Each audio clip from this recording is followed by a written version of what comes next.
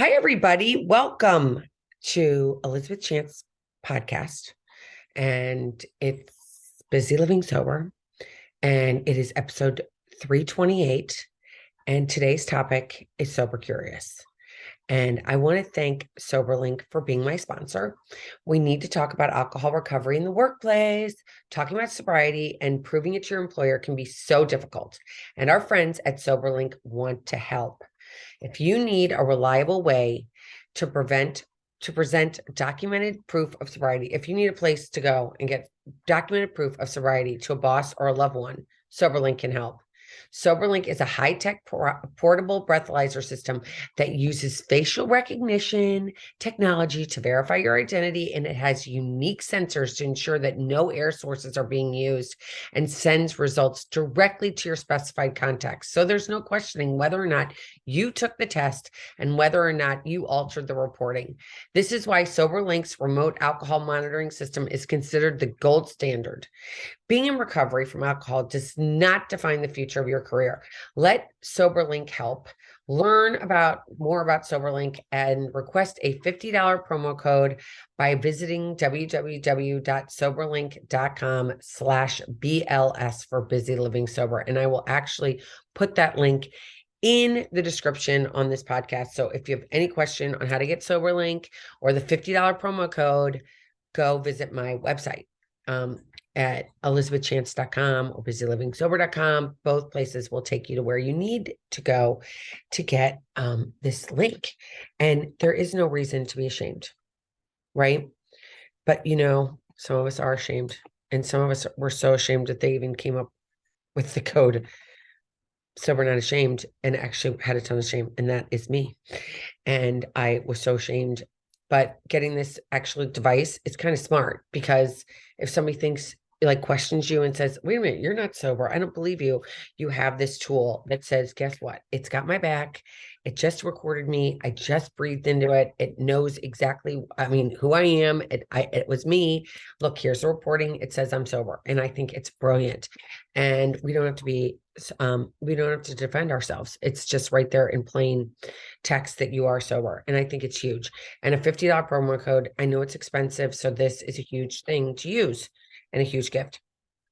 So I read on somebody's Instagram, I think it actually was my oldest friend Jeannie's Instagram yesterday, that this is going to be the biggest year for Sober Curious. And I never was sober curious. I actually just got sober and I wasn't curious. I realized I'd heard what AA was from family members, but I never really thought of doing AA or getting sober. I just didn't until I did. And so I was never sober curious. It was like, I got a problem, I got to change. And I'm that kind of person. I'm a big or go home person. So I go all the way or I don't go at all. That's just how I am. That's how I've always been. That's the way I drank. I drank not one, but 47. But there's this thing, so we're curious, and people are really into it. People are really realizing that, oh my gosh, this is something I want to try. This is something I want to do. I feel like I might have a problem, but I'm not sure. And I don't know about that AA thing because it's kind of scary and it's kind of a cult. People talked about that all the time. I always thought it was a cult for a long time myself. And I was like, I don't know if I want to do this. I don't know if for the rest of my life I want to quit drinking. I just know I don't like myself when I drink. And I think I'm drinking too much. And it's so funny. I don't think it's funny, but it's kind of relevant in the way that I didn't, I I was the one that felt like I had a problem. It wasn't what anybody else thought. It was more like, oh my God, I cannot do this anymore, because I was a blackout drinker. So I didn't remember anything I did the night before. So I'd wake up in the morning and be like, what did I do? Who did I hurt? Who did I not hurt? I was a drinker that drank, alcoholically from the very beginning. And I say that because I always took it to the next level. Now, I know some people aren't blackout drinkers and they decide to put it down. I know that some people casually drank, and then it got to this other point. And then things happen in our lives and we take it to the next level and we use it as medication not to feel. And I know a lot of people do that because alcohol is so prevalent and it's such a part of our society that who would think that it actually does bad things to us?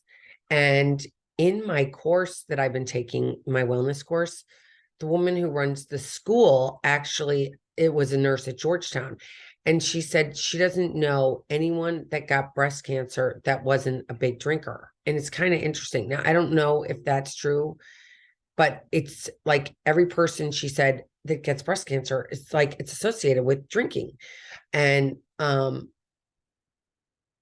that's what she claims. So if that is true, I would get that. I mean, I guess that is I don't know if it's a fact, but it's something she actually portrays is a fact. And so we get, but drinking is, again, it's so prevalent and it does give us this ability not to feel. We don't have to feel when we're drinking. We get to be totally oblivious. At least I was when I drank. It makes everything softer. It makes everything in the beginning you get this buzz, which lasts for me for seconds. It never lasted minutes. That perfect buzz is what we chase the whole time. And so here we are on the precipice of being a new year. It's happening actually in 2 days, right? It's almost 31st. So it's 29, 30, 31. So we have 3 days. And we're sitting here and we're like, what are our New Year's resolutions? And I saw that this other person that I actually really like, who is I think she's a coach. I don't know what you would describe Mel Robbins as, but she had one thing on the other day, which was like what a great parent she was and how they went and they do all these great things with their family. And I didn't take my kids to, even though they love video games, I never went to a video game convention. Thought that was interesting. I did go to crew matches, crew meets on the Schuylkill, and I did go to many gyms and watch wrestling and football games and tennis and squash and all that stuff that my kids played. But I didn't go to conventions for stuff that I wasn't interested in. I just have to be honest about that. But she did mention that she was starting this 75-day thing with her kids, her daughter and her daughter's boyfriend. And they're doing this thing together. And a lot of people, and she said one of the things they're not doing is drinking. And I think a lot of people come into 2020, probably a lot of people's New Year's resolution is, I'm not going to drink. I'm not going to drink for a month. So January comes and they say, okay, I'm not going to drink. I'm going to use these next 30 days not to drink. And I'm going to tell you that when I quit drinking, it wasn't for 30. You know what? I don't even know how long it was for. I just know that I was like, I have to quit drinking. It's drinking was my life. It's what I did for fun. It's what I did or not for fun. It's what I did to be social. It's what I did all the time. And it was my social outlet was going to drink. And I drank with a lot of people. And I had a lot of friends at the bar and a lot of friends that I grew up with that all we did was drink together. That was our common thing that we did. We drank, we partied, we were partiers, and we always took it to the next level. And I had a lot of repercussions from my drinking that weren't great. And I had a lot of fun when I was drinking. That was fun. But being sober curious, I guess, is a coin. I don't think that was even a phrase 17 years ago. But now people are sober curious. They're like, what is this sobriety about? And there's all these different programs you can buy and all these things you can do. And you can get these apps that tell you how long you've been sober, how many minutes, how much money you've saved by not drinking. It's kind of like smoking. You quit smoking. How much money have you saved from not smoking? And when you quit drinking, because it's not okay to smoke anymore. Everybody used to smoke when I was growing up. You could smoke everywhere. You could smoke in hospitals. You could smoke anywhere you wanted to smoke. And then you used to go to AA meetings and people would smoke all the time when I was getting sober. And now it's totally not in to smoke cigarettes. In fact, it's better to vape, which I don't even know what that's about, but it sounds kind of bad considering you can't even vape in Europe because it's so bad for you, but you can still smoke. I guess smoking's better for cigarettes is better than smoking vape. But again, we're not here to talk about smoking. We're here to talk about drinking and being curious about what it's like to quit drinking is it's for me when I first quit I was and I can still remember it because I for me I went to AA because it was a way to make friends. I wanted to have friends that didn't drink and I'm like, where can I meet people that don't drink? And that was the perfect place to go, right? AA, because everybody there doesn't drink. And so I went there and that was my place to make my new friends. And I know a lot of people are afraid of doing that because they're like, I don't want to go to an AA meeting with those people. I don't even know these people. And that's kind of scary. I don't want to do that. And I know people that drove miles. I just heard about somebody the other day. I met her and she would take her mom to meetings like in town, like 35 minutes away, so that they'd hope that they wouldn't run into somebody they knew. And so that might not be an option for you, but you're like, how am I going to do this? Zoom is a great way to check out an AA meeting, by the way, today, because you can go on Zoom, you can be in your house, you can be anywhere, you can be on your phone, in a park, in your car, anywhere, and checking out a meeting, and you don't even have to say your name. And it's kind of cool. But here we are at this New Year's, and you're going to quit, and you're like, what is this going to be like? I'm going to do it one day at a time. And the one thing about AA is they have tools that you can use while you're quitting. And one of those tools is Rule 62. You can't take yourself too seriously. Another thing is when you're not drinking, you get a lot more feelings. And feelings are not facts, but they sure feel like facts at the time. And I especially think for women, and my husband doesn't hold on to things like I do. He kind of can let them go. And I remember when my oldest son was little and I would be like upset about something and he'd look at me and he'd be like, Mom, oh my God, why are you still upset about this thing? He'd let it go. Guys let things go a lot easier than girls do. And I don't know why that is, but it is. And so these feelings are going to come up for you and you're going to feel kind of jittery. And I don't recommend quitting drinking without talking to your doctor, especially if you drink every day. I think speaking to your doctor is very important because I've known people that have died from detoxing from alcohol. You need to do it with your doctor. You cannot just decide I'm going to do cold turkey and then it's not good. You need to at least have a conversation with your doctor. Go on teledoc if you don't feel comfortable talking to your real doctor and you need to talk to somebody. You need to talk to your doctor and say, this is where I'm coming from. I want to quit drinking and can you help me? And they say that when you can go on a diet. I talk to my doctor about my diet all the time and what I'm eating and what I'm not eating, and we're monitoring everything together. So I'm not going to go and throw my body into something crazy. So before quitting drinking and if you're going to do a sober January, talk to your doctor. Do not do this on your own because you can have jitters, you can go into seizures, you can have a seizure and die. So you really want to make sure you talk to your doctor before you just quit cold turkey. So you're going to quit and all these feelings are going to come up. And it's just the way it is. And you're going to feel jittery. I felt really jittery. I replaced ice cream for alcohol. I did. I went to Baskin Robbins all the time, just because I'd have that sweet tooth and alcohol has so much sugar in it that you're going to be like, oh my gosh, I want ice cream. I can tell you today, if I were to quit drinking, I probably have an apple every day instead. An apple a day is so good for you. And I know there was that whole thing when we were growing up, an apple a day will keep the doctor away, but there is a truth to that. And so having an apple with you at all times, especially when you're craving, is a great, great, great thing. Just cut it up and have some almond butter with it, or peanut butter, whatever you prefer. Almond butter is better for you, obviously, than peanut butter, but having that instead of having the drink is because there's a lot of sugar in that. There's a lot of sugar in berries.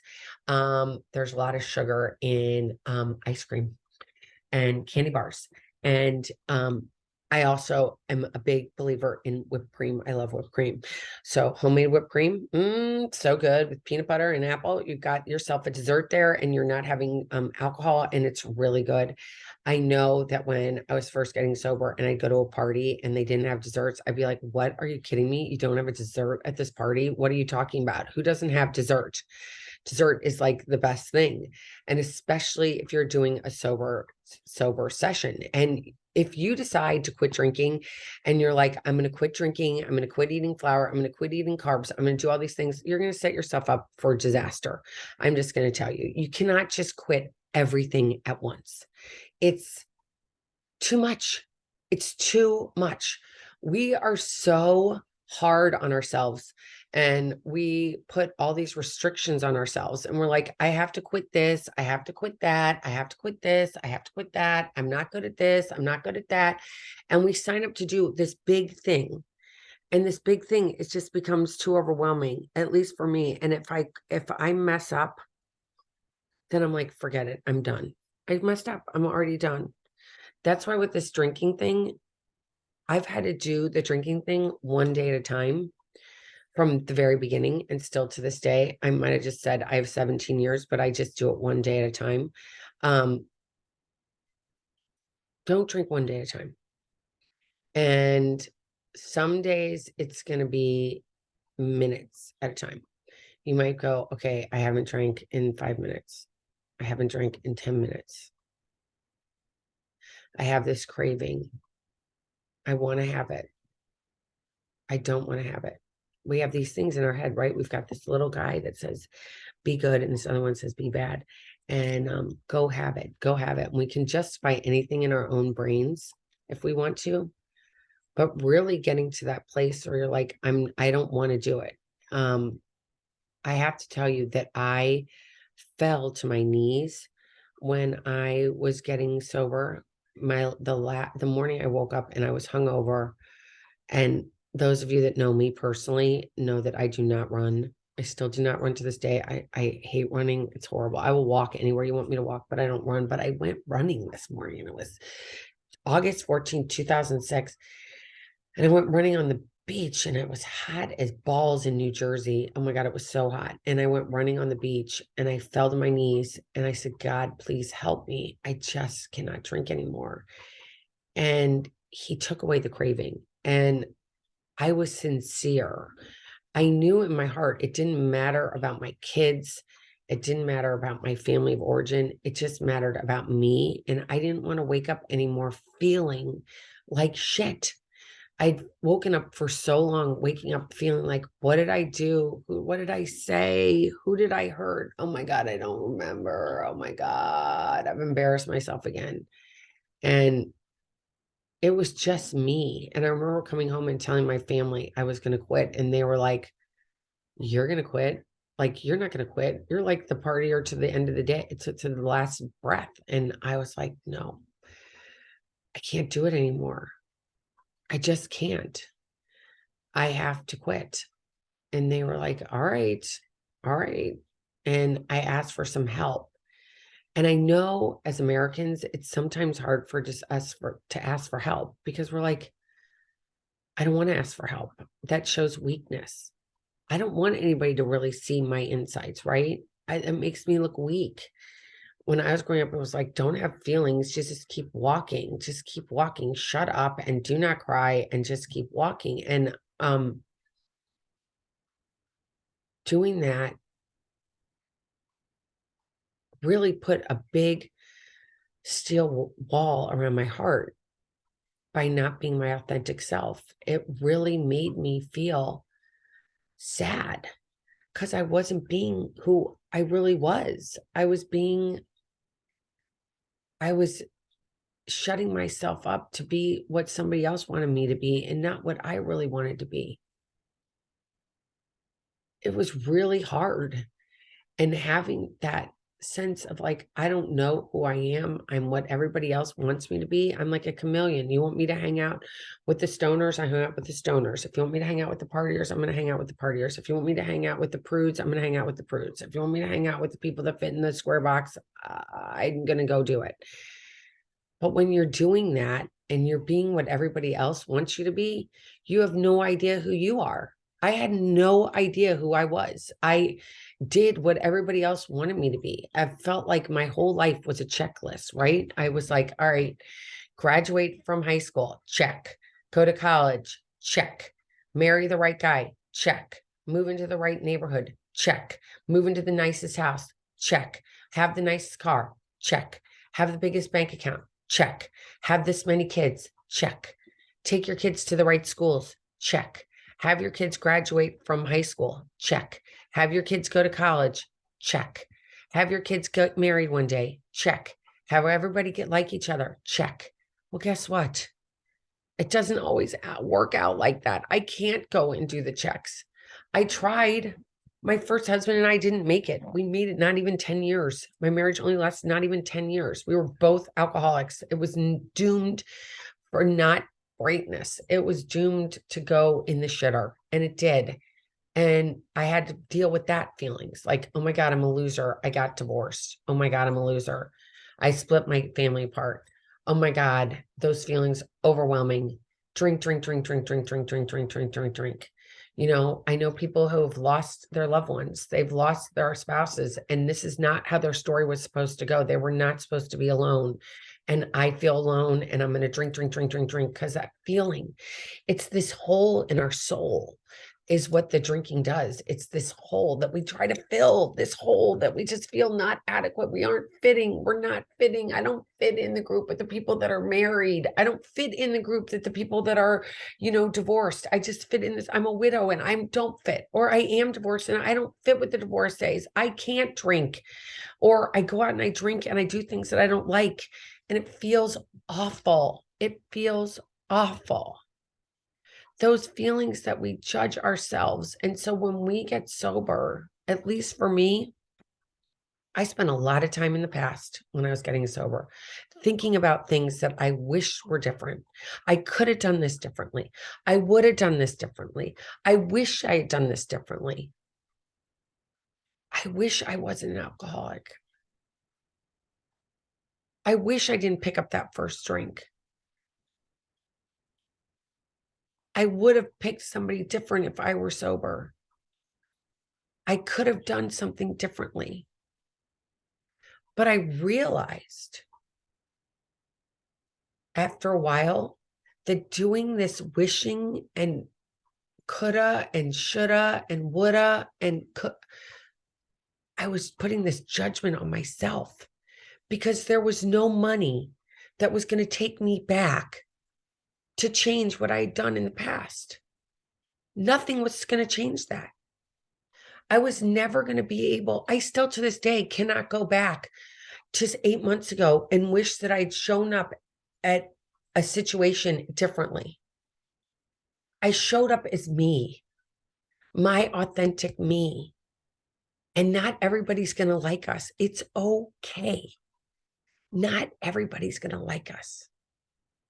But don't waste your time looking in that rearview mirror that's this big, right? If you go look in your car and you measure it, it's like this big, and you spend your entire time. I wasted so much time looking in this rearview mirror that was this big, when right in front of me was this windshield that was this big, right? I'm here right now. And the biggest challenge for me, and maybe you can relate to this, is living in this moment and going, okay, I'm here right now. It is 10:20 a.m. on December 29th, Thursday, December 29th, 2022. I am in this moment. I'm not at 10:25, and I'm not at 9:25 a.m. I already went to 9:25 a.m. Eastern Standard Time. I've already went there. I can't go back there. I can learn from what I've done previously. And I say this because, we do the same things over and over and over again, and we expect different results, right? And that's insane. So we have to change. And changing is fucking hard, man. Changing is hard stuff. It is so hard. I have been in a time, I am right now in a time where I am like, I gotta change. And it sucks. And I'm trying to open my heart more. I'm trying to get to a different place. I'm trying to put down my big steel wall that I have around my heart that I've had for 54 years. I'm trying to push it down, and it's so hard. I even reached out to a lady in Australia. I'm like, somebody help me with my heart. I want to have an open heart. I don't want to have judgment. I just want to love. 2023 is my year of love. It's my year of opening my heart and being vulnerable and being able to cry. Because for so long, I couldn't cry. I feel like it's so funny. I feel like Cameron Diaz in that movie, The Holiday, she's going around and she's like, I can't cry, I can't cry. And finally she cries. I want to be like that. I want to cry this year. I want to be more authentic. I want to change.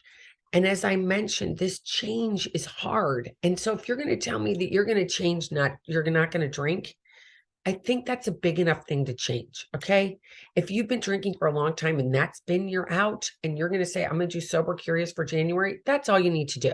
You don't need to not drink and go to the gym 3 times a day or go exercise twice a day. And you need to watch your carbs and you need to watch your sugar and you need to put all these things. You pile it up and it's like, and it's this mountain that gets up here that you're supposed to change all this stuff. And you're like, it's too much. It's too much.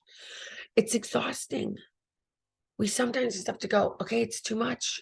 I'm out. I can't do it. So then everything falls away. And there you are at January 15th, maybe January 20th, and you've thrown in the towel and you're like, it's too much. So just do one thing. Please, just do one thing. All these people get on social media and say, do all this stuff, and it's just too much. It's overwhelming and it's too much. It's just too much. So if it's just alcohol, you're going to quit right now. That's enough. Like me opening my heart is enough. That's all I'm going to promise myself to do this year. That's all I can do. And I'm just going to do it one day at a time. I'm just going to try to open my heart a little bit more.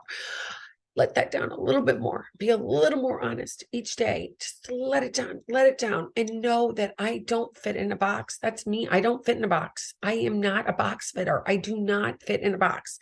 I can't go and check all these things and say, this is who I am. I just can't. I'm a human. I'm not a robot. God made all of us, one of us.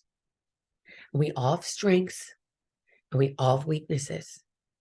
And we don't need to focus on the weakness as much as we have to do the strength. And we don't have to look at all these things that's different about each of us. Like some of us are Republicans, some of us are Democrats, some of us believe in this, and some of us believe in that. Well, we have to come to this common place that we are all humans having human experiences, and we want to love each other, and we want to support each other, not tear each other down. Who gives a shit if you've got great tits or you don't? If you got a great ass or you don't? These Kardashians and all this plastic shit that we've been talking about in America these past couple of years is just enough. Stop. We all have bumps. We all have lumps. And we all, I pray, are going to slide into those golden gates of heaven one day and go, damn, this was a great ride. I can tell you, I drank for 37 years. I got sober at 37. Obviously, did not start drinking until I was 13. So whatever, how many years that is, I'm not great at math, but 24 years, I guess that is. And so, knowing that those 24 years that I drank, I don't regret it. It was a lot of fun. I have a lot of fun stories. But here I am today. And today I'm sober. I'm happy most of the time. I have gratitude. And I'm going to end with this. If you're going to do this, if you're going to do the Sober Curious for January, just do that. Promise yourself that's all you're going to do. And you're going to write a gratitude list every day. And you're gonna be like, you're crazy. I don't have my journal with me. It's in the other room.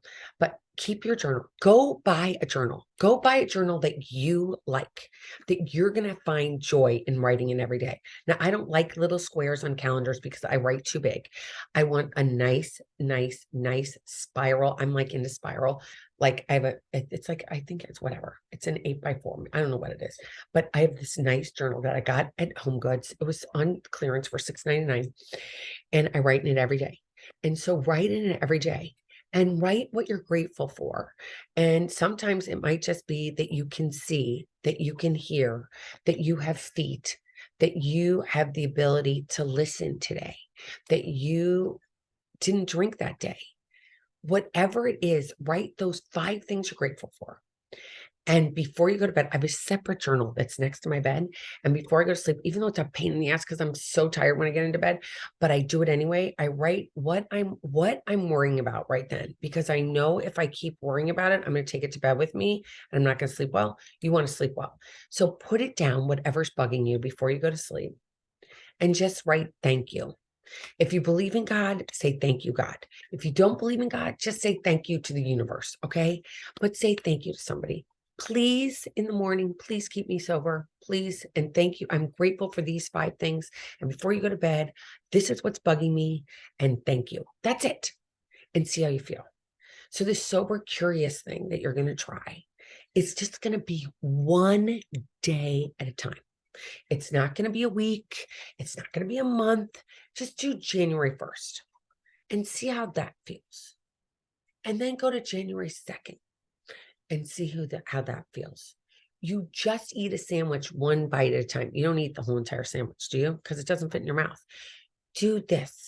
Take this month if you decide you're just going to do it for a month. Maybe you're going to do it for a month and you're going to be like, I want to do February too, because I feel so great. I've lost weight. I wake up in the morning. I feel so well rested. I feel so much better. Just try it. Just try it. See how it feels. Feel it. Feel it. For so long, I didn't want to have a feeling because they were too scary. And these feelings are going to be overwhelming at times. And reach out. Please reach out to me. You can reach out to me anytime. You can email me at elizabeth@elizabethchance.com, and I promise to respond. You are not alone. This is going to be one day at a time, and you might write to me and say, this is too scary. This is too hard. I fucking hate this. I don't want to do it. I don't want to do it. And I'm going to say, I get it. I get it. I get it. You're going to have days you're like, fuck this. I don't want to do this. I have so many feelings. I hate everybody in my family. I hate everything in my life, but don't do it. Go for a walk. Write something, write to me, send me a long letter telling me how much you hate this and hate it. And if you screw up, try it again tomorrow. Don't be so hard on yourself. Take it easy. Just do this one day at a time. Just do it just one day at a time. That's all you have to do, because you're only up for maybe 10 hours. I don't even know how many hours you're up. Maybe 14 hours. I don't know. Again, I'm not a math girl. But that's all I have for today. Happy New Year. I will be back next week. And, you're never alone. You have to remember that. I can tell you that. And I am not perfect by any stretch of imagination. The only thing I've done perfectly since August 14, 2006 is not drink. I've done a lot of other bad things. But this, I will tell you, gives you a life beyond your wildest dreams. All right. Take care, everybody. And I will talk to you next week and next year. So funny. All right. Talk to you next year. Take care. Bye.